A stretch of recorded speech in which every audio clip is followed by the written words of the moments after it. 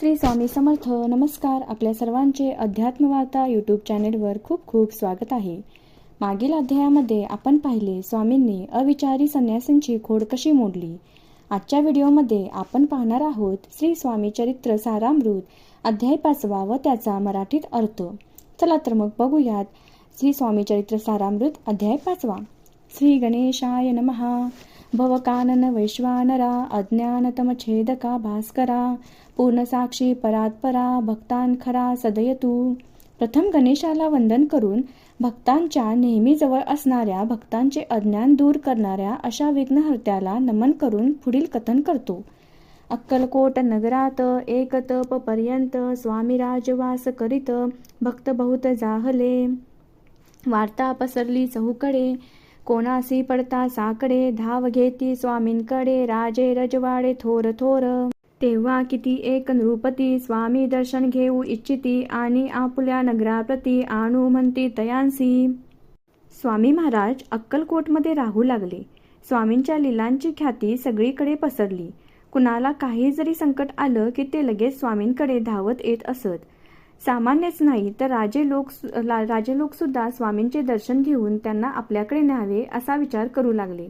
बडोद्या माझी त्या अवसरी मल्हारराव राजाधिकारी एकदा तयांचे अंतरी विचार ऐसा पातला.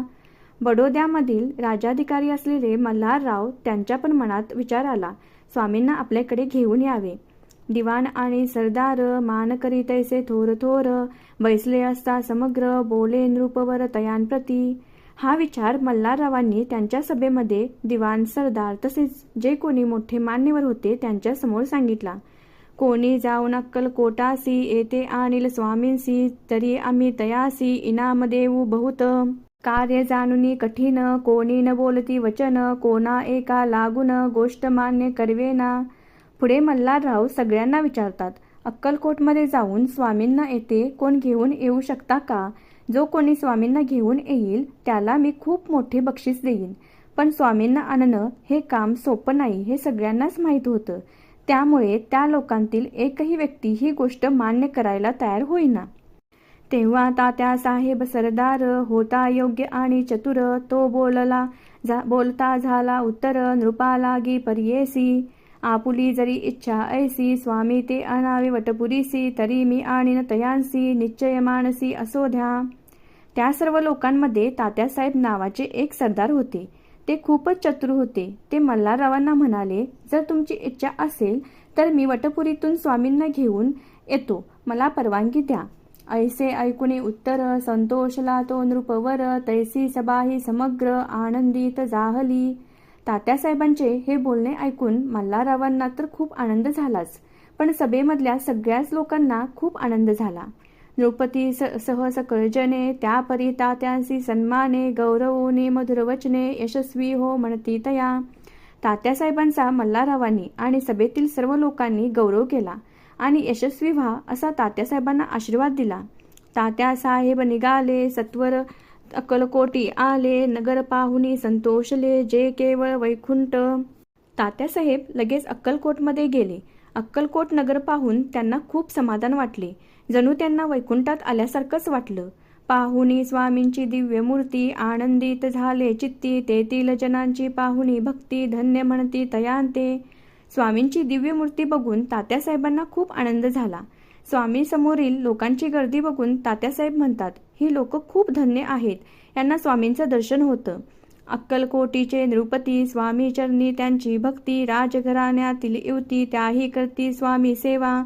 तात्यासाहेबांनी पाहिले अक्कलकोटमधील सगळीच लोक तसेच राजघराण्यातील स्त्रिया सुद्धा स्वामींची सेवा करत आहेत.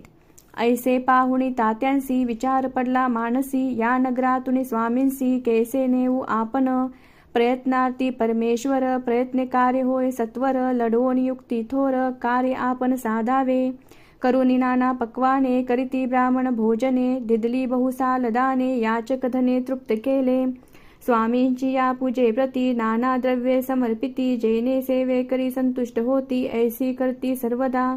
ऐशियाने काही न झाले केले तितके व्यर्थ गेले तात्यामणी खिन्न झाले विचार पडला तयांसी. स्वामींच्या सेवेचे दृश्य पाहून तात्यांच्या मनात विचार आला आता स्वामींना येथून न्यायचे तरी कसे. मग तात्यांनी विचार केला, प्रयत्न तरी करून बघूयात. प्रयत्नांती परमेश्वर. काहीतरी युक्ती करून आपण हे कार्य करूयात. तात्यांनी अक्कलकोटमध्ये वेगवेगळे पदार्थ करून ब्राह्मणांना भोजन दिले. गरीब लोकांना दानधर्म केला. स्वामींच्या पूजेसाठी खूप प्रकारची द्रव्ये दिली. त्यामुळे स्वामींच्या सेवेकऱ्यांना खूप आनंद झाला. पण एवढं सगळं करून पण स्वामींवर त्याचा काहीच परिणाम झाला नाही. आता मात्र तात्यासाहेब नाराज झाले. मग लढविली एक युक्ती एकांती गाठुनी चोळप्पा प्रती, त्याज लागी विनंती करती बुद्धिवाद सांगती त्या. जरी तुम्ही समर्थांसी घेऊन याल बडोद्यासी, मग मल्हारराव आदरेसी इनाम देतील तुम्हा ते. द्रवेन सर्वशः चोळप्पासी लागली आशा, तयांची अंतरी भरोसा जहांगीरीचा बहुसाल. त्यानंतर तात्यासाहेबांनी एक युक्ती लढवली. स्वामींचे जवळचे भक्त असलेल्या चोळप्पांना जाऊन तात्यासाहेब भेटले आणि त्यांना म्हणाले, स्वामींना जर तुम्ही बडोद्याला घेऊन याल तर मल्हारराव तुम्हाला खूप मोठे बक्षीस देतील. बक्षिसाचं नाव काढताच चोळप्पांना आशा लागली तेथील जहांगीरी मिळावी याची. चोळप्पाने कर जोडूनी विनंती केली मधुरवचनी, कृपाळू होऊनी समर्थांनी बडोद्याप्रती चलावे. चोळप्पांनी स्वामींना हात जोडून विनंती केली, स्वामी कृपा करून माझ्याबरोबर बडोद्याला चला. असे चोळप्पा स्वामींना विनवू लागले. तेने माझे कल्याण मिळेल मला बहुत धन, आपुलाही योग्य सन्मान ते जाता होईल.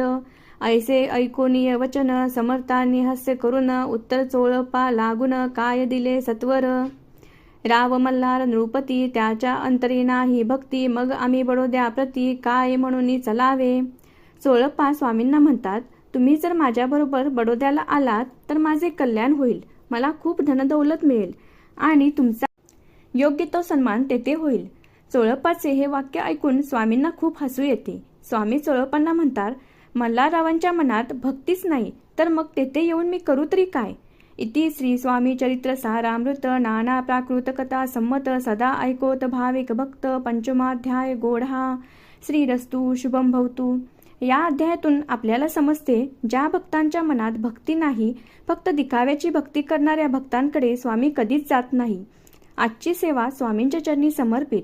माझ्या पुढच्या व्हिडिओमध्ये आपण बघणार आहोत श्री स्वामी चरित्र सारामृत अध्याय 6 व त्याचा मराठीत अर्थ.